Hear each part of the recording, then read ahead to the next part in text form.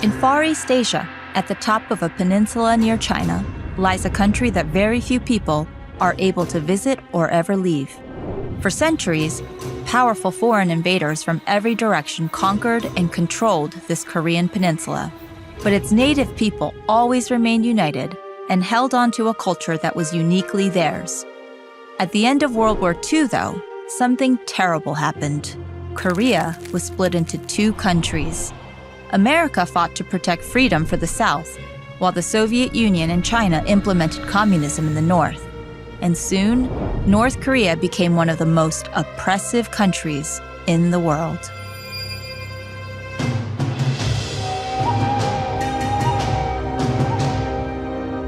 This is Taesong and his little sister Jongsim. They live in communist North Korea. Under communism, people aren't free to make decisions for themselves. The government has full control.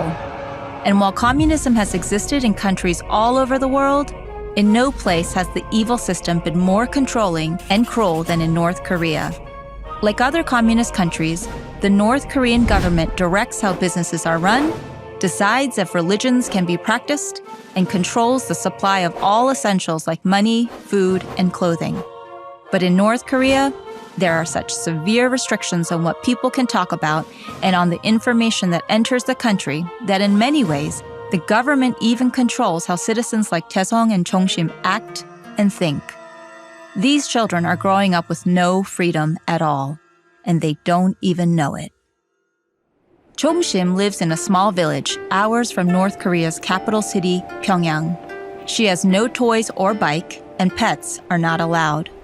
Winters are cold and snowy, but in spring and summer, she spends her mornings collecting brilliant wildflowers that cover the hillsides. Sometimes, those with the prettiest petals become her art projects and make it onto her bedroom walls. But the flowers aren't just picked to brighten up Jongsim's brown and gray world. They're gathered to eat. Because the communist government created a system where most of its citizens are very, very poor, Jongsim lives her life on the edge of starvation, and anything that can be eaten is used in the one meal she gets each day. Like so many North Koreans, she has never not been hungry. Since its beginning, communist North Korea has been ruled by one family, the Kims, and each Kim ruler has used the same tactics to hold on to total power. They do not allow any information to come in from outside the country. They control all the information that flows inside it, and lies are constantly told to the people so that they're filled with fear and hatred. From birth, North Koreans are taught that South Korea and the United States are constantly trying to invade and bring them harm. In reality, it was North Korea that tried to invade the South in 1950, resulting in the Korean War. With the help of American troops, South Korea managed to hold on to its freedom, and a strict boundary was drawn between North and South Korea that few have ever dared cross. In the communist North, the Kims use lies and propaganda to convince the people that they need to be protected. So effort and resources that could be used to feed the starving nation are instead used to build a powerful military. The Kims then use the military to enforce their lies. They watch and listen and control the people and spread the belief that they are saving North Koreans from slavery and death. Statues and paintings of the Kims are everywhere in North Korea. People are even required to have portraits of the leaders hung in their homes. The Kims want to be worshipped like gods and don't want outside faiths in the country, so religions of any kind are illegal. Years ago, a small group of religious people from Taesong and Jongsim's village held secret worship services.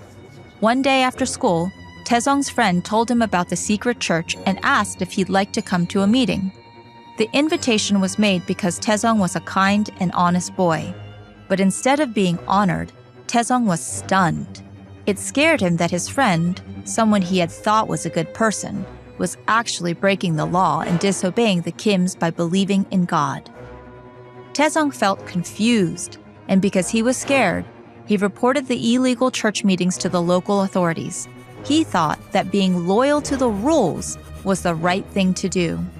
Security officials soon swarmed the village and punished the church members. Most of them, including Taesong's friend, were sent away on a train. Some were even executed. The government honored Taesong and held a celebration rewarding his bravery and loyalty to the rules of North Korea. Jongsim was so proud of her older brother. He was considered a local hero, and it was announced that for his mandatory military service, he would join the prestigious Ministry of Social Security, an honor that nobody from their village had ever received. The Kims only reward the people who have demonstrated loyalty to them, so now Taesong receives a ration of real food. During his military training, Taesong lived in the capital, and he learned much more than just how to be a government security official. Unlike his home village, Pyongyang has tall skyscrapers, cars, and even restaurants. At first, the differences were overwhelming, and he felt jealous of those who had grown up there with electricity and enough food to eat. However, he soon learned that the communist government controlled all of the city's comforts, and that even the privileged people of Pyongyang lived in constant fear of upsetting the government, losing everything, and being taken away on a train.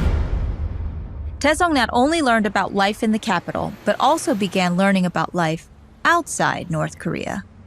Sometimes in Pyongyang, movies, music, and magazines from South Korea are snuck in through illegal markets. Once Taesong began making friends, he soon gained access to some of these forbidden materials. The first time a friend showed him a South Korean movie, he almost fainted. All his life, he had been told that South Korea was a terrible place filled with evil people and ruled by horrible America. But in the movie, South Korea didn't look bad at all. In fact, the South Koreans looked happier, healthier, and even much taller than Taesong and his fellow North Koreans. During the same years that the Kims with their communist rule have starved North Korea and lied to its people, South Korea has grown into one of the most successful countries in the world. With the United States as an ally and example, South Korea is one of the most technologically advanced nations in the world. Its citizens are among the healthiest, wealthiest, and most educated. By contrast, most North Koreans live without electricity, and their nutrition is so poor that they can't grow and develop in healthy ways. Over the decades, there has been so little food in North Korea that its average citizen is 4 inches shorter than the average South Korean. With his training over, Taesong now works as a guard for the Ministry of Security at a prison camp a few hours from his home village and his sister Jongsim. Prisoners at his camp are forced to work in mines, and their lives are terrible. Not long ago, a new group of prisoners arrived at the camp. They had been caught secretly practicing religion. When Taesong heard this, his mind raced with memories.